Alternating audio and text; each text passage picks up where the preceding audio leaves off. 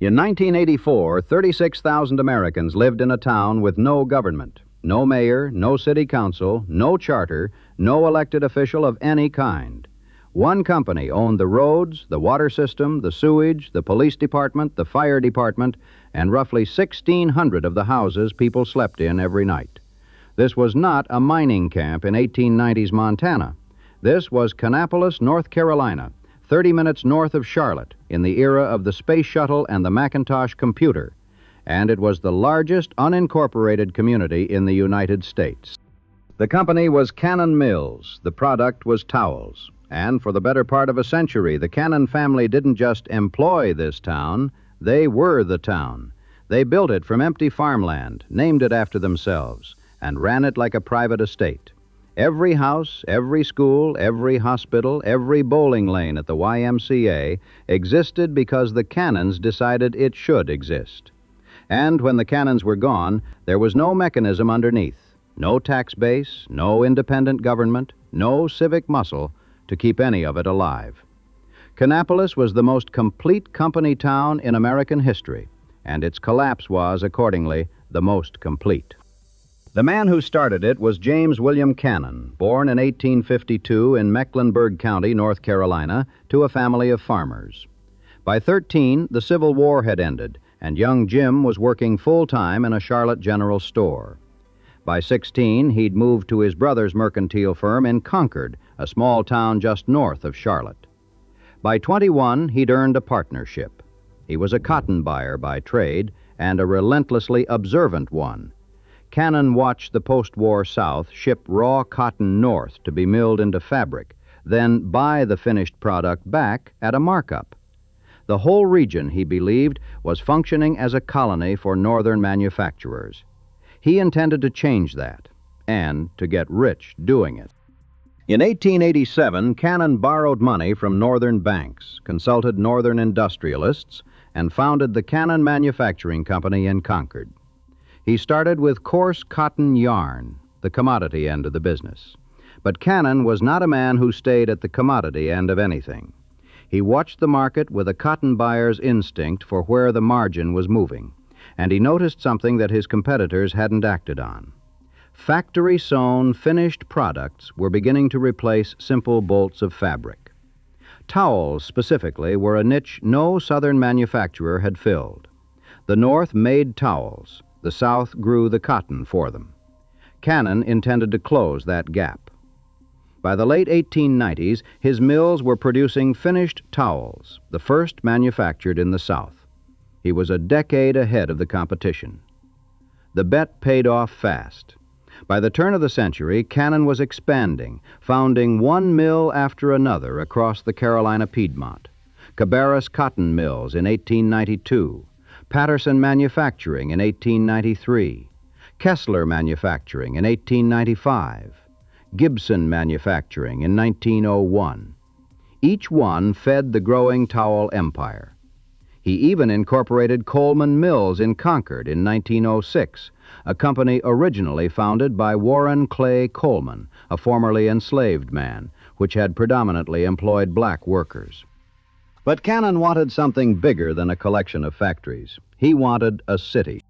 In 1905, he hired a former Register of Deeds named John Kettner Patterson to quietly buy up farmland in Cabarrus and Rowan counties, about 7 miles north of Concord.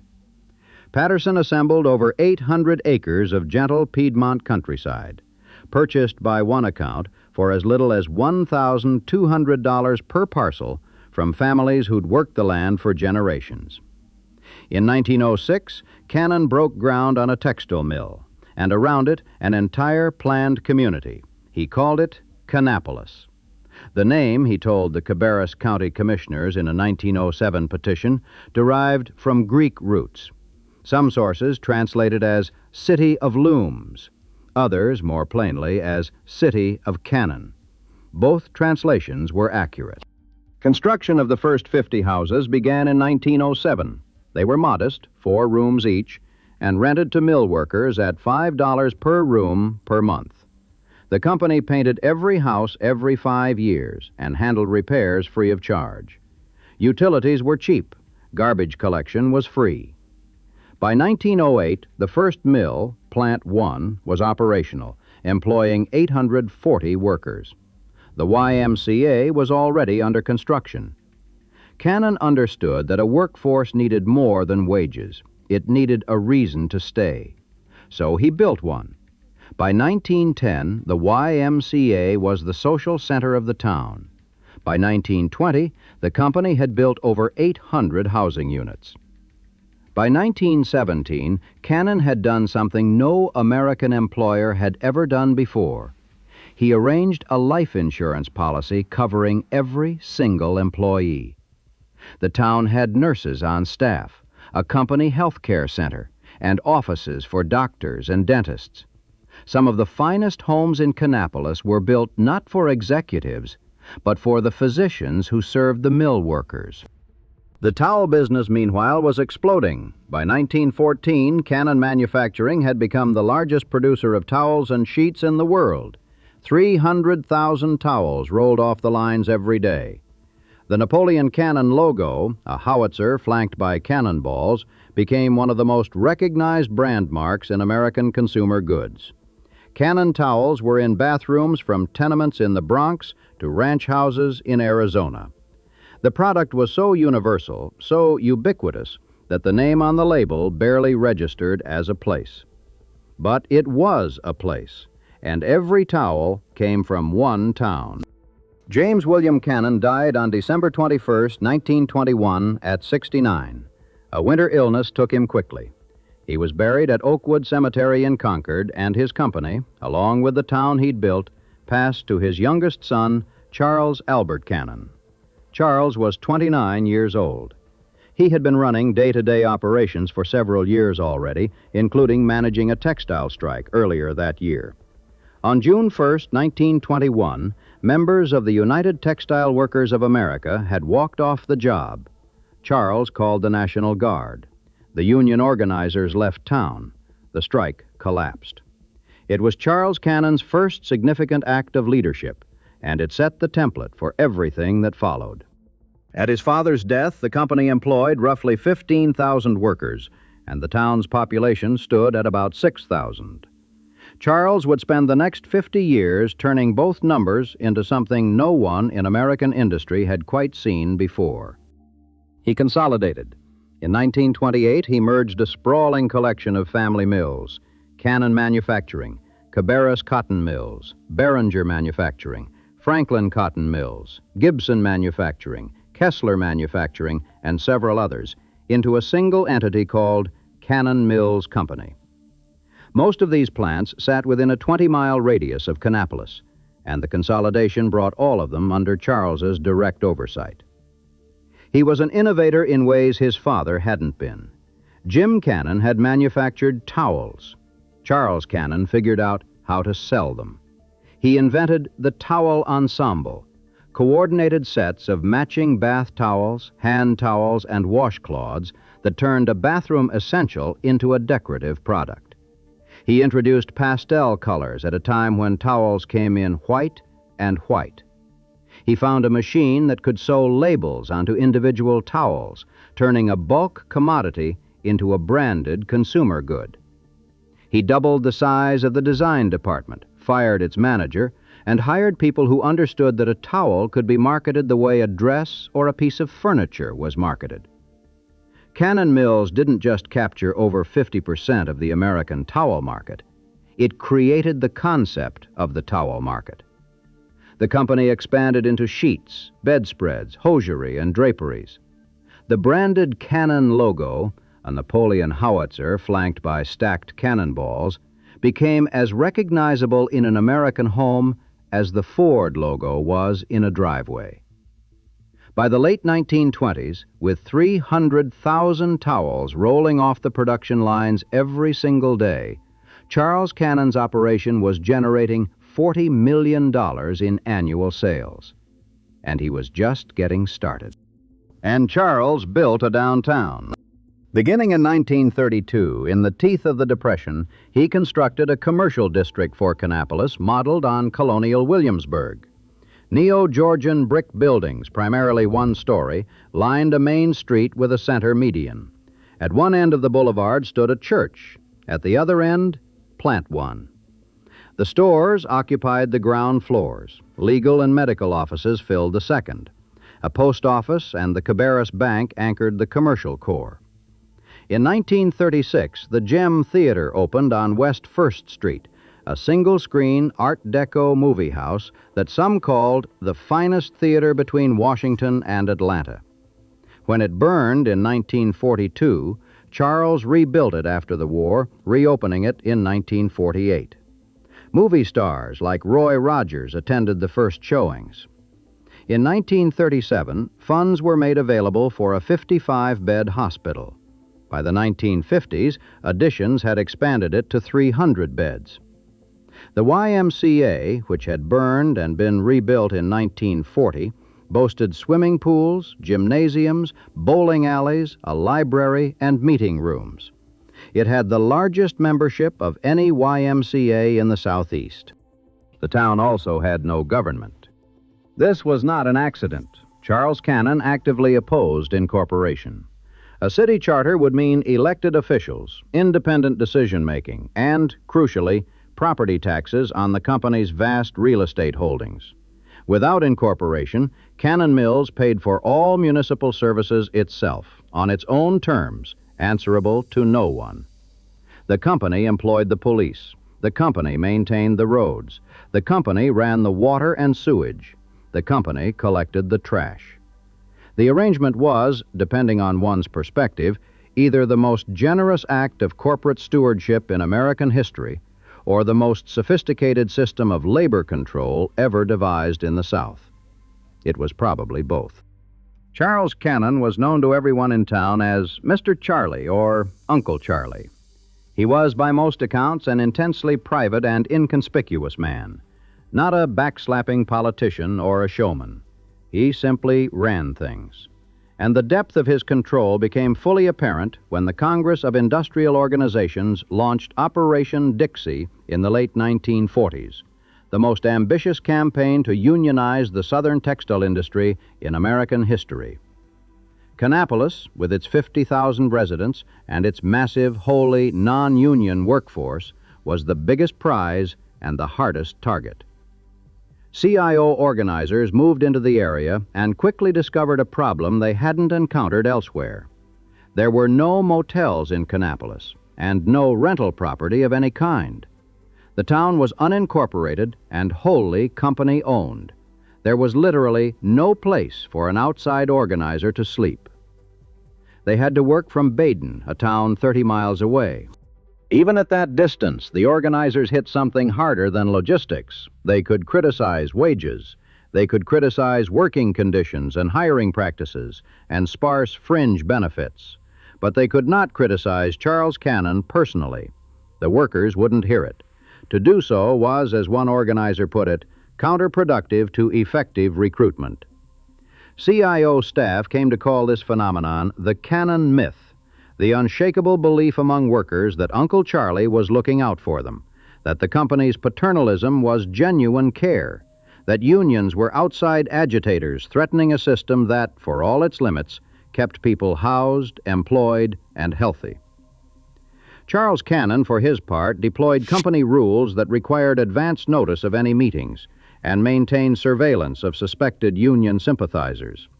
Workers knew the consequences of violating the unwritten pact.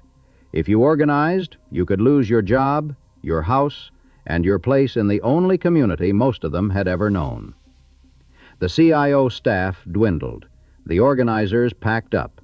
The membership books full of unsigned cards were folded away. Kannapolis remained non-union. Sporadic efforts continued through the 1950s and 1960s, and they all failed.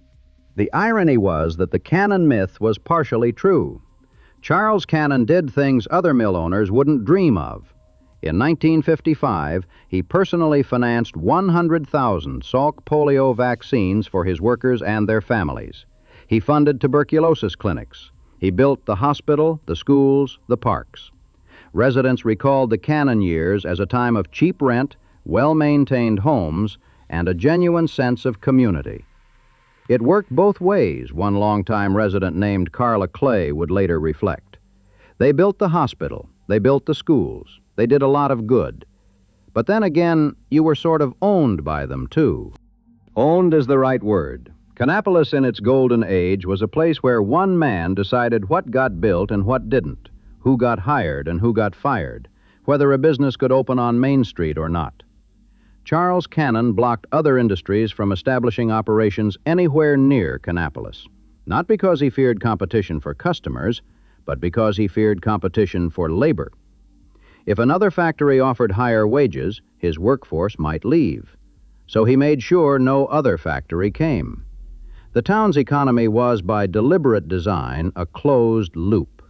Cannon Mills was the only employer that mattered, and every ancillary business, the shops, the restaurants, the medical practices, existed to serve Cannon workers who spent Cannon wages in Cannon-owned buildings on Cannon-owned land.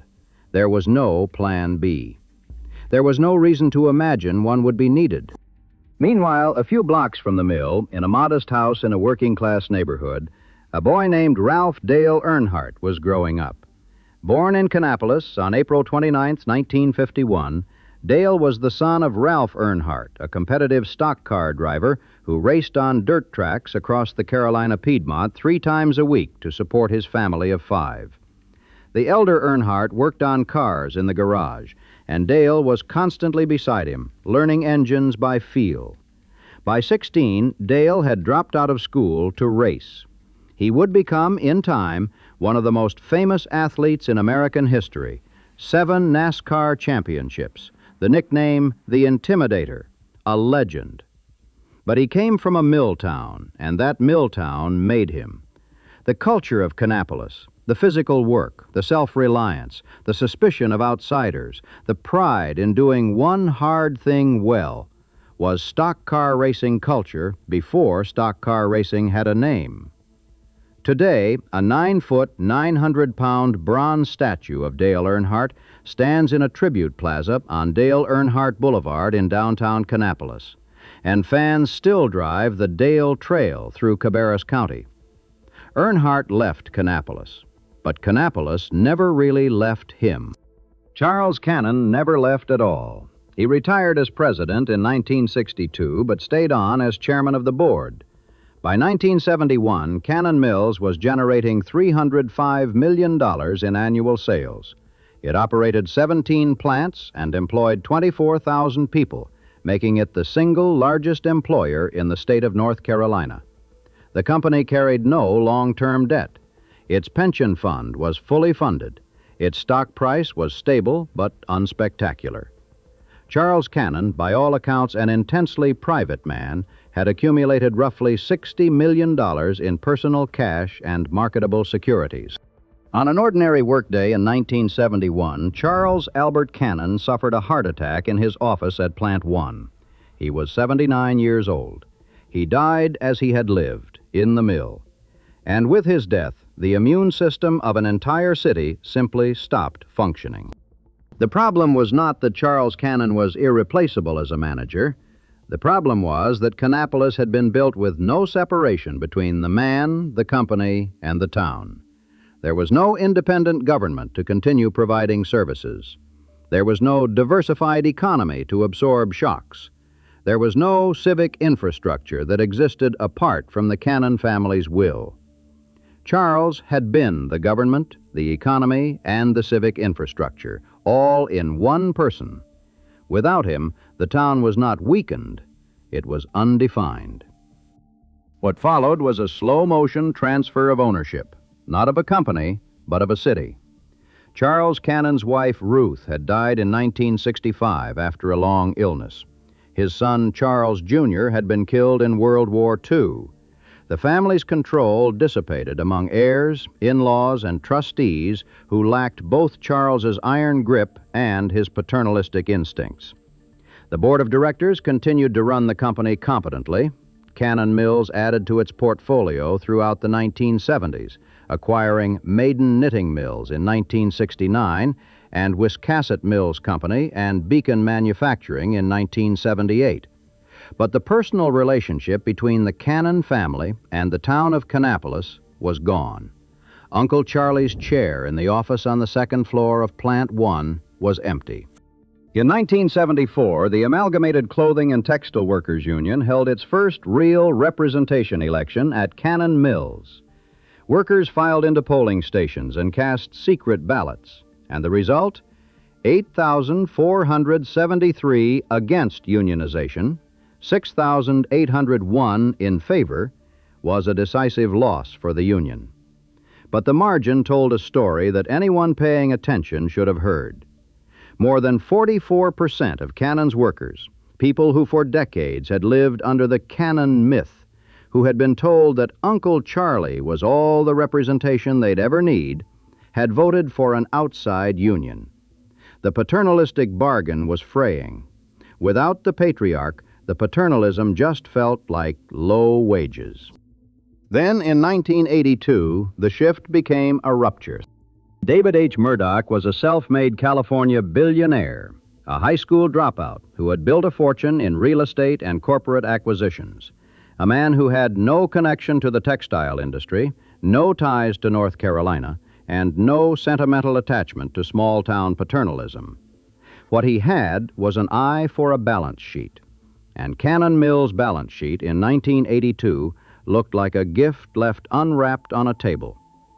Here was a company with no long-term debt, a fully funded pension plan, over 600 acres of valuable real estate in the path of Charlotte's suburban growth, and a stock price sitting at $28.92 per share, far below the company's breakup value. The Cannon family's heirs, scattered and lacking Charles's iron grip, held the stock through trusts. Charlie Cannon's son William was the first to sell.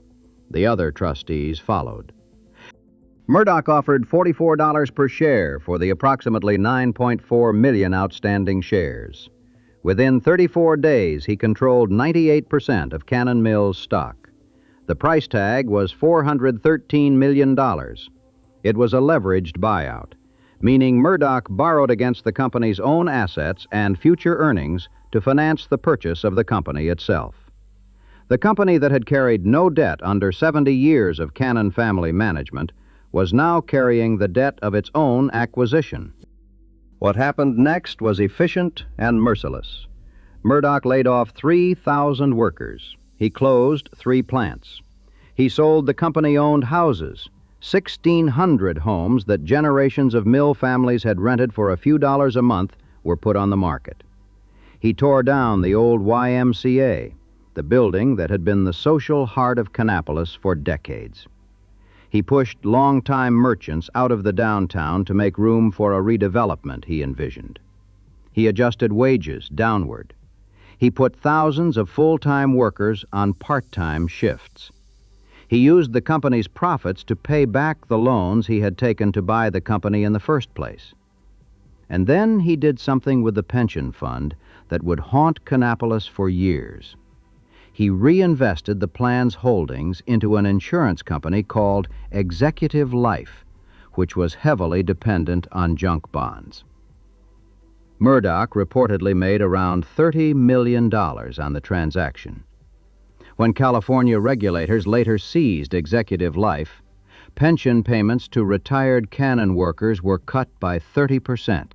For a time, Murdoch moved into Kannapolis himself, living in a $1.5 million Swiss chalet he had built. He did construct things. He spent $30 million renovating the downtown, raising some businesses and moving homes to create a factory outlet shopping complex he branded Cannon Village. He donated parkland. He helped establish a senior center and a library. He contributed $1 million to the YMCA and proposed building a new one to replace the facility he had torn down. And, critically, his arrival forced Kannapolis to finally do something it had never done in 78 years of existence: incorporate. On November 6, 1984, the residents of Kannapolis voted to become a city. They elected a mayor and a city council. For the first time in their history, they had a government that was not one man sitting in an office at Plant 1. Also in 1985, Murdoch staged a final aggressive anti-union campaign when the Amalgamated Clothing and Textile Workers Union made another organizing attempt. Over 10,500 cannon workers voted, and 63% rejected unionization. 2 months after winning the election, Murdoch announced he was selling Cannon Mills.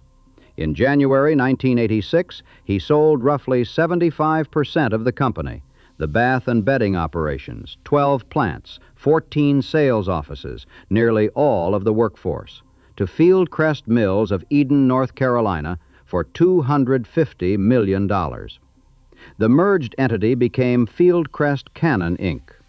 Murdoch kept the real estate, most of the commercial property in downtown Kannapolis, the land beneath the mills, the 660 acres of Piedmont acreage that had once been farmland, bought for $1,200 a parcel from families like the Davalts, who'd worked that dirt for generations. Murdoch moved on to other acquisitions: Dole Food Company, the Castle and Cook real estate empire, 98% of the Hawaiian island of Lanai. Kannapolis became a line item in a billionaire's portfolio, a piece of Carolina real estate waiting for its next use. Fieldcrest Cannon lasted 12 years. The smokestack of Plant 1, which had been painted white since its construction in 1950, was repainted maroon and stamped with the new corporate name. It was a cosmetic change on a building that was already becoming an anachronism. In September 1997, Fieldcrest Cannon was sold yet again, this time to the Pillowtex Corporation of Dallas, Texas, for $700 million. Pillowtex was a bedding and pillow manufacturer that had grown through acquisition, stacking debt with each purchase like a gambler doubling down. The Fieldcrest Cannon deal was the biggest yet, and it was financed with borrowed money. Pillowtex now owned the mill complex in Kannapolis, the storied brand names, Cannon, Fieldcrest, Royal Velvet, Charisma, the manufacturing capacity, and 14,000 employees. It also owed a staggering amount to its creditors, led by Bank of America in Charlotte. In November 2000, Pillowtex filed for bankruptcy protection. Workers in Kannapolis had been nervous about the company's viability for years, and the filing confirmed their fears. But the company emerged in May 2002 and tried to keep operating. The underlying math, however, hadn't changed. The American textile industry was hemorrhaging. Between 1994 and 2002, 700,000 textile jobs vanished nationally, the vast majority of them in the southern states, as manufacturing moved offshore to countries where labor cost a fraction of American wages. Pillowtex was trying to sell American-made towels into a market flooded with cheap imports. In June 2003, the company missed a quarterly loan payment to Bank of America. Pillowtex put itself up for sale and tried desperately to find a buyer willing to take on the whole operation. None came. On July 30th, 2003, Pillowtex Corporation announced the complete cessation of operations and filed for Chapter 11 liquidation. This time there would be no reorganization. The company intended to wind down and sell off everything. All 16 plants shuttered simultaneously. 7,650 people lost their jobs in a single day. 4,340 of them were in Kannapolis and the surrounding counties of Cabarrus and Rowan. Another 430 workers in ancillary businesses were laid off as a direct result. It was the largest single-day layoff in the history of North Carolina, and it came not in the old Rust Belt, not in a declining northern city, but in the Sun Belt, in a region that was supposed to represent the new American economy. The unemployment rate in Cabarrus County jumped from 5.3% to 10.9% by August. The community scrambled. Churches opened their doors. A job fair was held at the Carolina Mall in Concord. Over 4,000 unemployment checks went out in the first 3 weeks. But the scale of the loss was almost incomprehensible. These were not young workers with transferable tech skills. Many had done one kind of work in one building for their entire adult lives. Their parents had done the same work in the same building. One former worker, a woman named Virginia Dinah Russell, who had operated towel-making machinery for 30 years, captured it simply. We were thinking that mill was going to be there forever. Born and raised in Kannapolis, Russell had never doubted the security the factory gave her. She spent 2 years applying for different jobs in a market flooded with Pilotex workers. She was eligible for federal retraining money, but felt it was too late to start a new career at her age. "I worked in textiles all my life," she said. The mill complex sat empty. Plant 1, the building that had been there since 1908, expanded and added onto over the decades, sprawled across 5.8 million square feet. That's nearly the size of the Pentagon. The smokestack, once painted white and then repainted maroon under Fieldcrest, stood over the vacant downtown like a headstone. And then David Murdoch came back. In December 2004, Murdoch's Castle and Cook Company won the auction for the Plant 1 property. The winning bid, $6.4 million, $4.25 million in cash, and a $2.12 million note. 22 years earlier, Murdoch had paid $413 million for the entire company.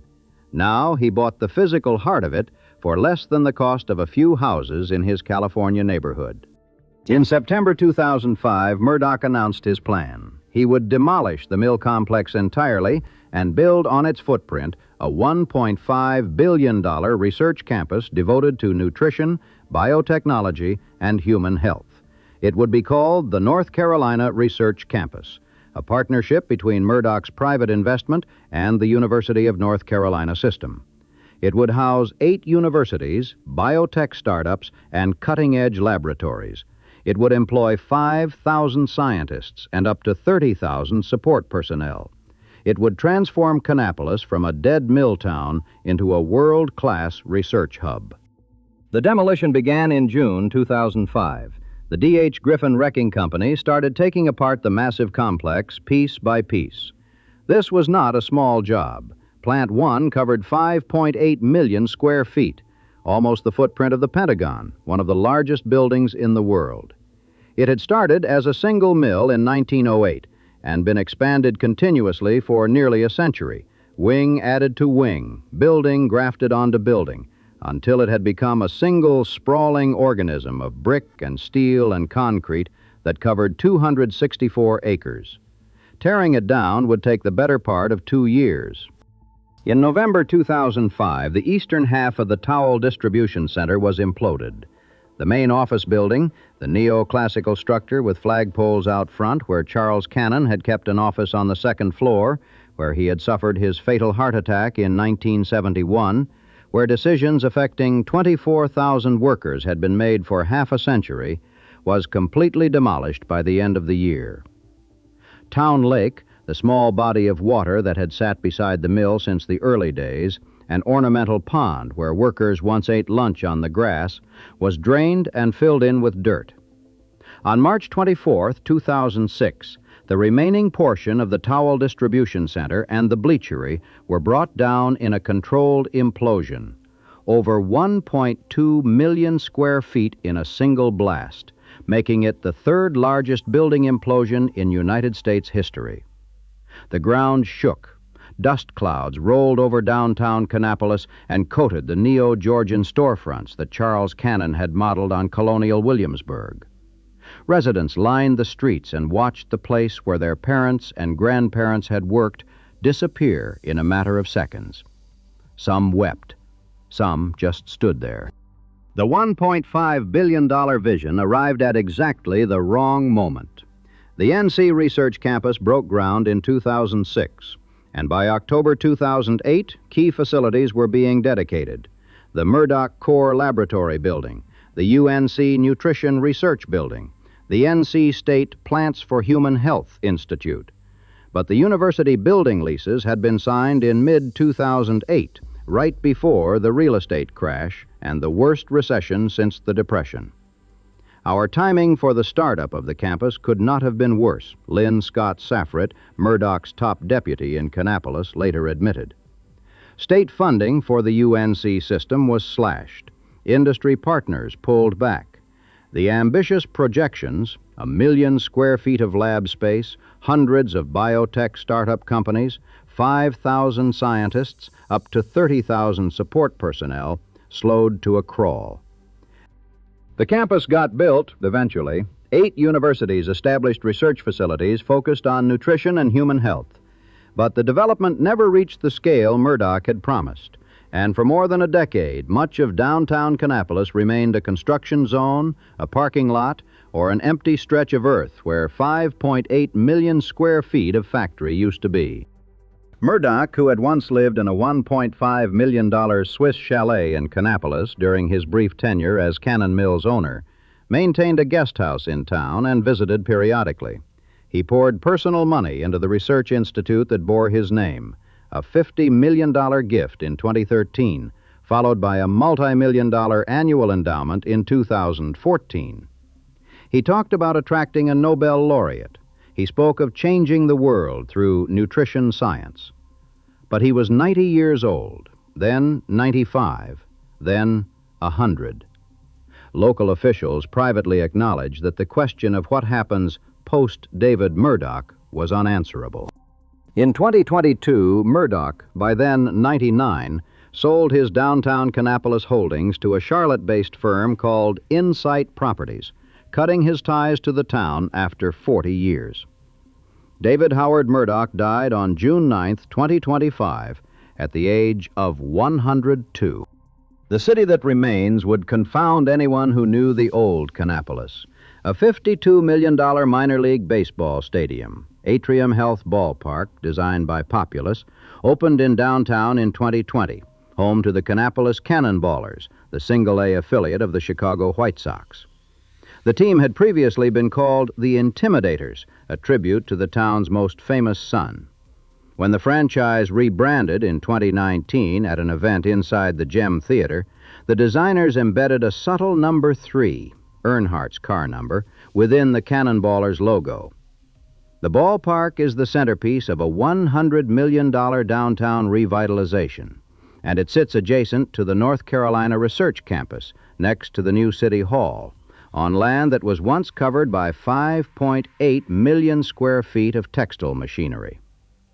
The Gem Theater, Charles Cannon's 1936 Art Deco movie house, rebuilt after its wartime fire in 1948, still shows first-run films, $5 for adults, $4 for kids and seniors.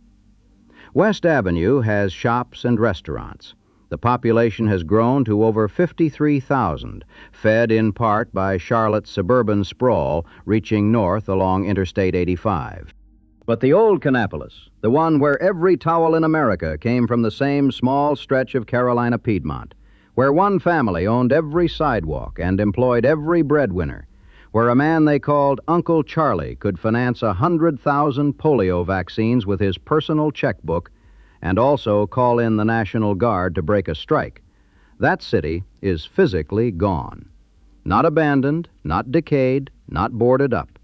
Demolished, imploded, hauled away by the truckload and replaced with something entirely different.